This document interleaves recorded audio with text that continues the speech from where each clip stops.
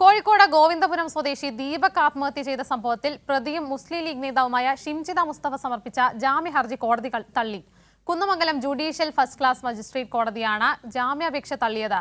ഷിംജിതയ്ക്കെതിരെ ആത്മഹത്യാ പ്രേരണ കുറ്റത്തിന് പോലീസ് കേസെടുത്തിരുന്നു.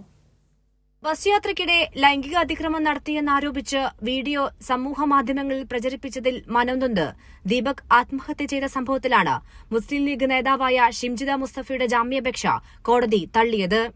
Kunnamangalam first class judicial magistrate കോടതിയാണ് ജാമ്യാപേക്ഷ പരിഗണിച്ചത്. ഷിംജിത ബോധപൂർവം ചെയ്ത കുറ്റകൃത്യമാണെന്നും സമൂഹമാധ്യമത്തിലൂടെ ഉണ്ടായ അധിക്ഷേപം മൂലമാണ് ദീപക് ജീവനൊടുക്കിയതെന്നുമായിരുന്നു ജാമ്യം അനുവദിക്കരുതെന്ന കുടുംബത്തിന്റെ ആവശ്യത്തിൽ പറയുന്നത്. വീഡിയോ സമൂഹമാധ്യമങ്ങളിൽ പ്രചരിപ്പിച്ചത് ദീപകിനെ ആൾക്കൂട്ട വിചാരണയിലേക്ക് തള്ളിയിടുന്നതായും കേസന്വേഷണം പ്രാരംഭഘട്ടത്തിലാണെന്നും രാഷ്ട്രീയ പാർട്ടിയുടെ നേതാവായതിനാൽ പ്രതിക്ക് ജാമ്യം നൽകിയാൽ സാക്ഷികളെ സ്വാധീനിക്കും എന്നും പ്രോസിക്യൂഷൻ വാദിച്ചു. ദീപകിനെ അപമാനിക്കണമെന്ന് ദുരുദ്ദേശം ഉണ്ടായിരുന്നില്ല എന്നതാണ് പ്രതിഭാഗത്തിന്റെ കോടതിയിലെ വാദം.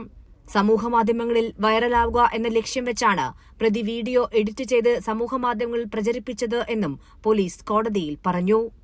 ജാമ്യാപേക്ഷ തള്ളിയതോടെ പ്രതി ഷിംജിതയെ കസ്റ്റഡിയിൽ വാങ്ങി ചോദ്യം ചെയ്യാനായിരിക്കും പോലീസിന്റെ നീക്കം. കൈരളി ന്യൂസ്, കോഴിക്കോട്.